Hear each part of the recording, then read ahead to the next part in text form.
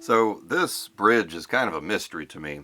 It has the look of a floating jazz style bridge, but it does actually have poles underneath it that just go in maybe, a centimeter about.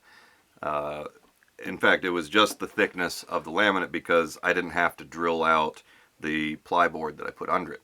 So it just goes in a little bit, which gives it stability of placement. It doesn't allow you to, float it in terms of intonation, but you don't need to do that because it does have 6 intonating roller saddles, which is really cool. A lot of the Japanese guitars from this era just had static bridges, which I don't care for many reasons. The most important one being you just are not going to get a perfect intonation with it.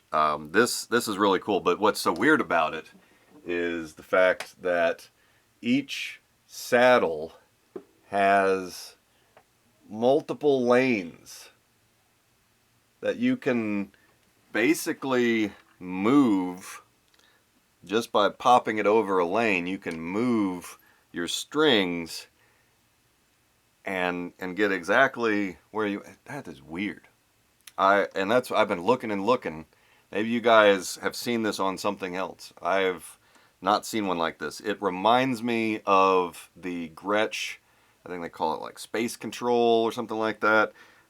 It's similar to that, but it's not exact. I mean, it's weird. And not only that, under these, I noticed as I was cleaning it up and getting it all oiled and getting all the crust out of the nooks and crannies and so forth, that there are 2 little clear plastic shims under this. And I said, well, the action's a little high.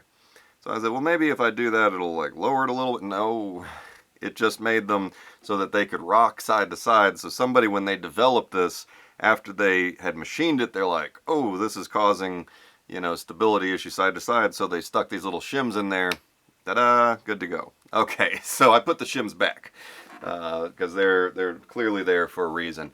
It seems like they just, and we're talking, just the tiniest little bit of difference, but it's enough difference that it would allow a little bit of instability. So really funny. You can feel them like working out a new design with this. And of course, originally it was intended to have the tremolo, and I'm not too big into using that. I just decided to take that off, and basically I just converted it so now it just pulls straight through. So it's like a jazz trapeze bridge. And underneath it they had some old pieces of felt, like 1965 felt under there. And it was still there, but it's all been like crushed into oblivion. So I took a heavy duty rubber band. I get these by the bag. I use them to help, put on the hangers to keep them in there. I taped a piece of that underneath it to give it a little bit of softness so that it's not digging into the top of the guitar. I've got my amp on. You can hear it's very quiet now. So I've definitely arrested the noise issue with the copper wax layers that I did. But